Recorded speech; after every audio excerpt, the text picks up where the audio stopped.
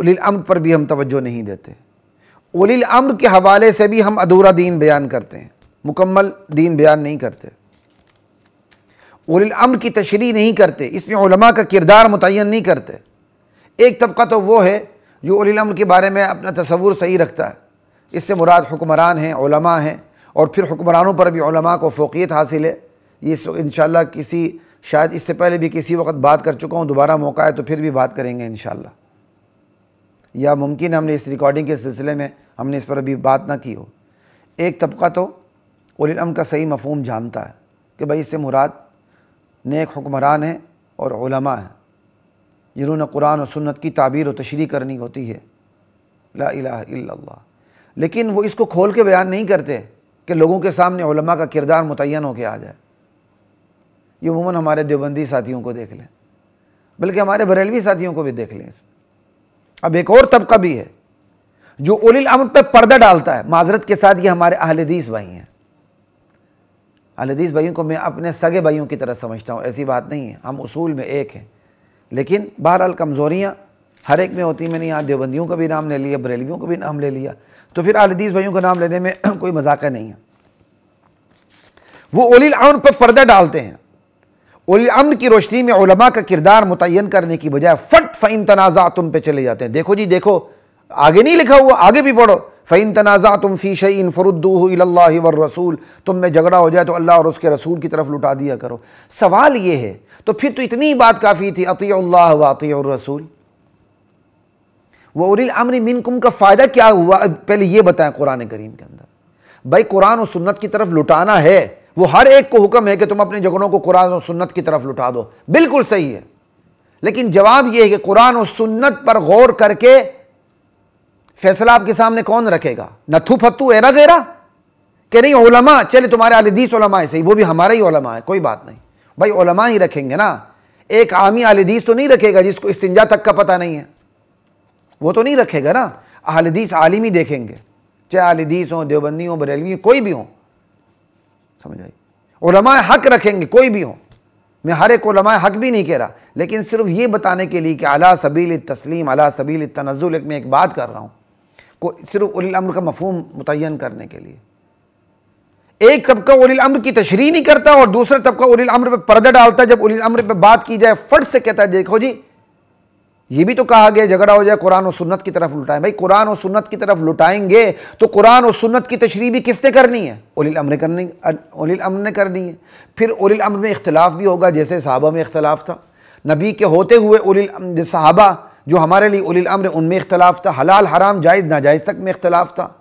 और इख्तिलाफ हो जाए तो फिर ये नहीं कि हक सिर्फ एक ही तरफ लुढ़क के चला जाए, इख्तिलाफ होते हुए हक दोनों तरफ भी होता है। तो हमने उलिल अम्र की रोशनी में उलमा का किरदार मुतय्यन नहीं किया, हमने खुल के बात नहीं की, समझ आई। इसका नतीजा क्या निकला? जाहिल आदमी भी खड़ा हो गया, कुरान की तशरीह करने लग गया।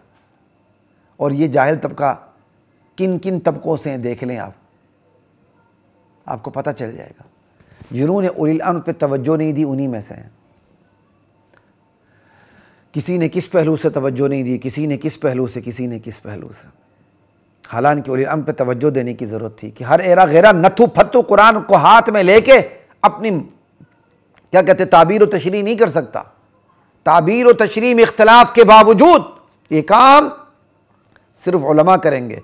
जैसे हर शोबे के अंदर उस शोबे के मुतालिक तफसीलात बयान करने का हक उस शोबे के माहिरीन को होता है। ला इलाहा इल्लल्लाह। तो हम उलिल अम्र के हवाले से भी अधूरे दीन का शिकार हैं। फिर उलिल अम्र में हमारा एक और तबका आता है, हमारा तो खैर नहीं है, अब ना आपको खामखा वो मुसलमान कहता है, वो उलिल अम्र को नबी से भी ऊपर ले जाते हैं, कुरान से भी ऊपर ले जाते हैं, उनको खुदाई इख्तियारात दे देते हैं, माकान मा यकून के इख्तियार दे देते हैं। ये तो खैर हम, ये तो हमारा तबका है ही नहीं है, ये तो काफिरों का तबका है, इसलिए हम इस पर बात भी नहीं करते। अब इस पूरे मामले में तौहीद के बारे में हम अधूरा दीन बयान करते हैं, मुकम्मल नहीं। खत्म नबूवत के हवाले से हम अधूरा दीन बयान करते हैं, मुकम्मल नहीं। उलिल अम्र के हवाले से हम अधूरा दीन बयान करते हैं, मुकम्मल नहीं। इसमें किरदार किन का है? इस पूरे मामले में किरदार जाहिल उलमा का है। खुद पता नहीं होता तौहीद का, दूसरों को वो खाक बयान करेंगे। गाफिल उलमा का है, दीन की बुनियादों से गाफिल होते, उन्हें पता ही नहीं है तौहीद क्या है, ख़त्म नबूवत का मफ़हूम क्या है, उलिल अम्र क्या है, वो खाक बयान करेंगे। इसी तरह मुदाहिन उलमा का किरदार है, उन्हें पता है तौहीद क्या है, उन्हें पता है ख़त्म नबूवत का असल मफ़हूम क्या है, उन्हें पता है उलिल अम्र का मफ़हूम क्या है। मुदाहिन है, चोर है, बात नहीं करते। तौहीद पूरी बयान करेंगे, फ़लाँ तबका नाराज़ हो जाएगा जो मज़ारों को सजदे करता करवाता है, और अगर हमने ख़त्म नबूवत का सही मफ़हूम बयान किया तो दुश्मनान सहाबा नाराज़ हो जाएंगे जो नज़रिए रखते हैं कि नबियों के बाद भी वही का सिलसिला जारी है, और लानत तुम्हारे इस तसव्वुर के ऊपर।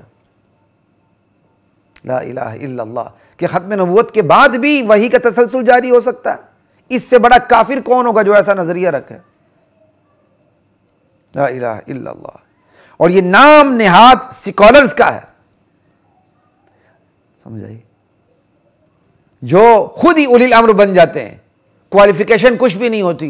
कोई डॉक्टर होता है, कोई इंजीनियर होता है, रिटायर होने के बाद कुरान को हाथ में लेकर खिलवाड़ शुरू कर देता है।